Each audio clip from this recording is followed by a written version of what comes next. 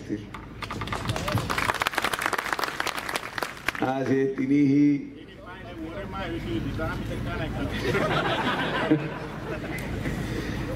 व्यासपीठावर उपस्थित असले तिन्ही सन्माननीय गावातील प्रमुख, सर्व महायुतीचे सन्माननीय नेतेगण, आलेल्या आमच्या माता भगिनी, सर्व ज्येष्ठ ग्रामस्थ आणि युवक मित्रांनो,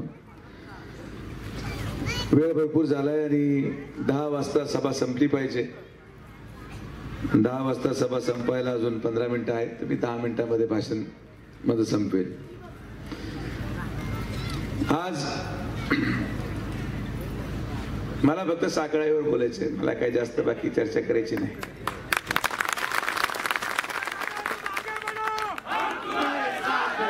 राजकारणामध्ये भाषण करायला पैसे लागत नाहीत. राजकारणामध्ये भाषण करायला अक्कल देखील लागत नाही. कोणीही व्यक्ती कोचिंग क्लास चालतात, तुम्ही कधी हायवेवर गेले तर बोर्ड लागलेला असतो, 15 दिवसात भाषण करायला शिका, आणि त्याच्याकडे जाऊन आपण शिक्षण घेतलं तर ते भाषण माणूस कोणी करू शकतं. त्याचा अभ्यास नसतो, आपण काय बोलतो याचं भान नसतं. वाळकीमध्ये पण अशीच एक सभा झाली आणि जे भाषण सुरू झाले, काय काय बोलत होते लोक हे विसरूनच गेले. अनेक लोक त्या व्यासपीठावर की किती लोक माझ्याकडून पाकिट घेऊन जायचे. तर ठीक आहे, काही हरकत नाही. रोजानी असलेला माणूस रोजंदारी वाढली का तो दुसऱ्या मालकाला शोधतो. त्यामुळे त्याच्यावर काय मला बोलायची आवश्यकता नाही. येणाऱ्या कालावधीमध्ये माझे आजोबा नेहमी सांगायचे, उत्तर भाषणातून नव्हे पण कर्तृत्वातून दिलं पाहिजे. आज माझी निवडणूक आहे, उद्या कोणाची तरी निवडणूक येणारच आहे. त्यामुळं जेव्हा कधी येईल तेव्हा त्याचं उत्तर योग्य वेळी देऊ. आज त्या काही विषय नाही. समोरचे उमेदवार कदाचित भाषणामध्ये बोलले असतील, मी काय भाषण ऐकत नाही, पण मी साखळी योजना लगेच करतो, माझा शब्द आहे, असं काहीतरी बोलले असतील असं मला अपेक्षित आहे. कारण की सध्या ऊन एवढं झालंय की उष्माघातामुळे ते काही बोलायला लागलेत. त्यांचा दोष नाही. उन्हाचा परिणाम कधीही कोणावर होऊ शकतो. सुरुवातीला म्हटले प्रत्येक तालुक्यातून MIDC देतो, परवा सभेमध्ये म्हटले प्रत्येक घरामध्ये DP देतो, आता म्हणतील प्रत्येक माणसाला एक सबस्टेशन देतो. त्यामुळे त्यांच्या गोष्टीवर फार मनावर घेऊ नका. मी मेंदूचा डॉक्टर आहे. त्या समोरच्या व्यासपीठावर सगळ्यांचंच मानसिक संतुलन हल्लेलं आहे. त्यांना योग्य वेळी आपण उपचार करू. थोडस लोकांचं मनोरंजन पण झालं पाहिजे. 28/1/2020 कागद आहे माझ्याकडे. 28/1/2020 तत्कालीन जलसंपदा मंत्री माननीय जयंत पाटलांच्या अध्यक्षतेखाली आणि माननीय आमदार श्री निलेश लंके, विधानसभा सदस्य पारनेर नगर यांच्या उपस्थितीत ही बैठक संपन्न झाली.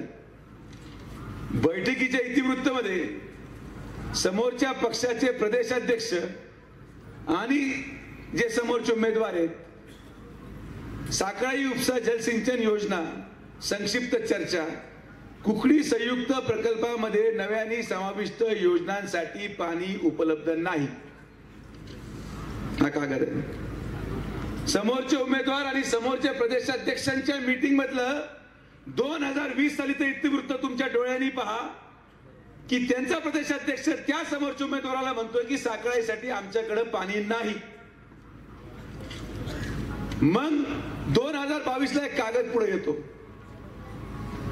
तेच प्रदेशाध्यक्ष आणि तेच महाराष्ट्राचे जलसंपदा मंत्री पुणे जिल्ह्याच्या 3 तालुक्यांना पाणी द्यायची जेव्हा चर्चा समोर आली तर त्या बैठकीमध्ये पुणे जिल्ह्याच्या बंधाऱ्यांना भरण्यासाठी कुकडी प्रकल्पातून अतिरिक्त 4.94 TMC पाणी उपलब्ध होताना दिसतंय.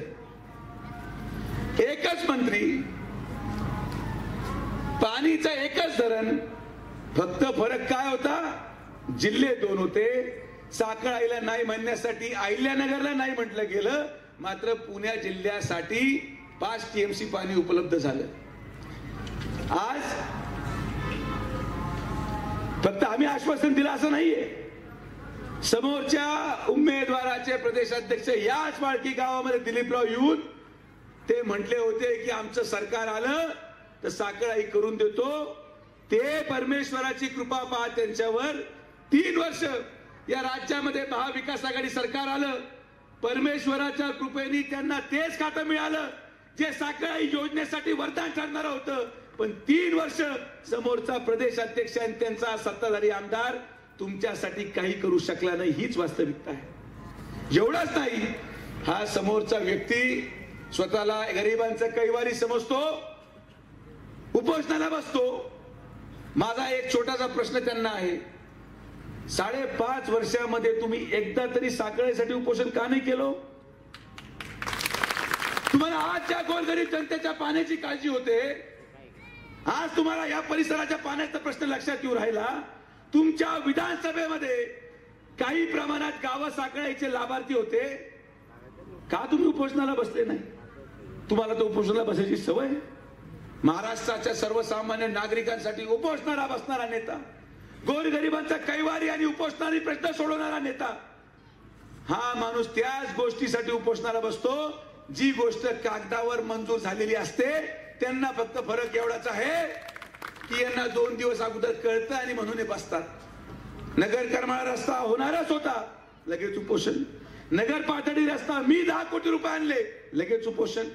नगर मनमाड रस्ता मी 500 कोटी आणले, लगेच उपोषण. मग साखळाईसाठी उपोषण का नाही केलं बाबा? हा तर प्रश्न सगळ्यात महत्वाचा आहे. तुम्हाला रस्ता पाहिजे का पाणी पाहिजे? ज्या लोकांना पाणी पाहिजे हात वरती करून सांगा. अरे मग तर एवढ्या लोकांना साखळाईचं पाणी पाहिजे तर तू उपोषण करायला कस का विसरला? मी तुम्हाला सांगतो कस काय विसरला. कारण की तुमच्यामध्ये धमक नव्हती.